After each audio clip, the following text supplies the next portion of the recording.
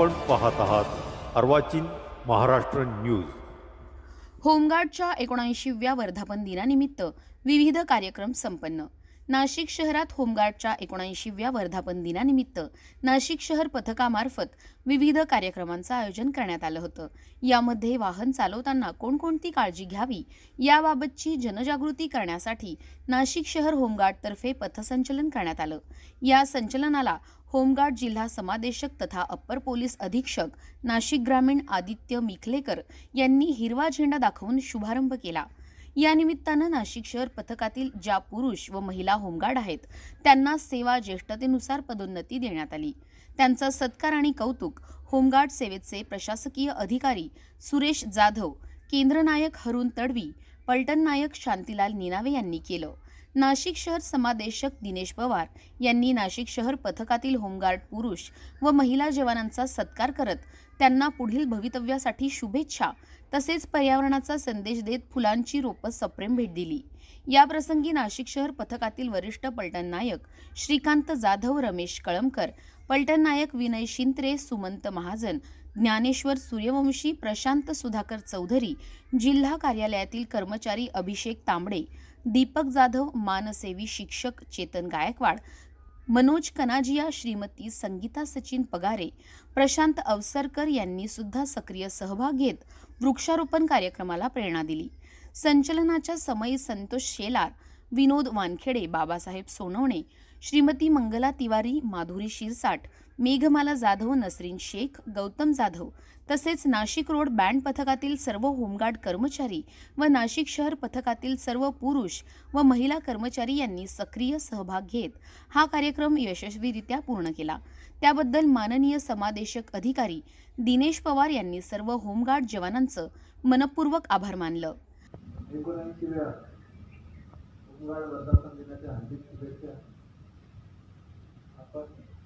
Home guard या संस्थेमध्ये काम करत असताना त्याची मानसेवी संघटना आहे, व्हॉलंटियर संघटना आहे आणि त्या संघटनेमध्ये तुम्ही व्हॉलंटियर केलेलं आहे, तुम्ही काम करता, नियमित ड्युटी लावतात, ड्युटी बजावतात, त्याबद्दल तुम्हाला सर्वांना खूप खूप शुभेच्छा।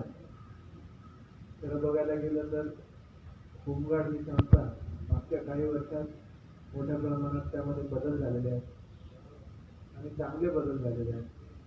मागच्या वर्षी तुम्हाला सर्वांना माहिती आहे की आपलं मानधन जे आहे ते दुप्पट झाले। अगोदर 650च्या आसपास होतं, आता 1300च्या आसपास आहे। त्याचप्रमाणे मागच्या वर्षी भरती झाली, याही वर्षी भरती घेण्याचे आपल्याला आदेश आहेत। प्रमोशन काही निघालेले आहेत, अजून काही आम्ही काढणार आहोत, काही अजून काढणार आहोत। याशिवाय आगामी काळात कुंभमेळा नाशिकमध्ये असल्यामुळे नाशिक आणि त्र्यंबकेश्वरमध्ये मोठ्या प्रमाणात आपल्याला ड्युटी बजावता येणार आहे आणि त्यातून आपल्याला मोठ्या प्रमाणात आर्थिक मदत होईल अशी मला अपेक्षा आहे। जेव्हा मी पोलीस झालो त्यानंतर आणि आज माझ्या आयुष्यात आमूलाग्र बदल झाले। त्याचप्रमाणे तुम्ही जेव्हा होमगार्ड झाले असताल किंवा संसद कार्यरत आहात तेव्हापासून तुमच्या आयुष्यात छोटे मोठे बदल झाले असतील, काही डिसिप्लिन आलं असेल, तब्येती चांगल्या झाल्या असतील, वेगवेगळे अनुभव आले असतील। काही महिलांनी कदाचित आपलं गाव सोडून कधी बाहेर जास्त फिरल्या नसतील, ड्युटी केल्या नसतील, पण ड्युटी बजावत असताना संपूर्ण जिल्ह्यात वेळोवेळी फिरणं, कार्यरत राहणं यामधून एक आपल्या व्यक्तिमत्वात वेगळे बदल घडतात। तर हे असं एक चॅलेंजिंग आपलं काम आहे, किंबहुना ज्याची आपण कल्पना नाही करू शकत अशा घटना आपल्या समोर येतात आणि त्या ठिकाणी आपल्याला काम करावं लागतं। तर ते करत असताना सर्वांनी प्रोफेशनली करावं, चांगल्या पद्धतीने करावं। जसं समाज बदलतोय तसं आपली होमगार्ड संघटना सुद्धा बदलत आहे आणि त्या अनुषंगाने आपण सुद्धा समाजाप्रती, लोकांप्रती एक चांगली भावना ठेवून चांगले कर्तव्य निभावं। तसेच होमगार्डमध्ये बरेचसे तरुण मुलं सुद्धा आता भरती झाले आहेत मागच्या 5 वर्षात। स्पेशली मागच्या वर्षी आपण जेव्हा भरती घेतली त्यावेळी आपल्याला जाणवलं की खूप सारे तरुण मुलं या संस्थेमध्ये येण्यास इच्छुक आहेत. त्याच्या सर्व तरुण मुलांना आता 5% आरक्षण आहे पोलीस भरतीमध्ये, फॉरेस्ट भरतीमध्ये. तर बऱ्यापैकी आपले मुलं सिलेक्ट होत आहेत आणि त्यांना चांगल्या नोकऱ्या मिळत आहेत. तर आता आगामी काळात पण आता 2 महिन्यात पोलीस भरती मोठ्या प्रमाणात राज्यभरात आहे आणि त्या ठिकाणी आपले तरुण मुलं जातील आणि त्यांना पोलीसमध्ये नोकरी मिळेल त्याची चांगली तयारी करून जातील असं मी अपेक्षा करतो. होमगार्ड म्हणजे काय तुमचं फक्त एक नोकरी नाही आहे.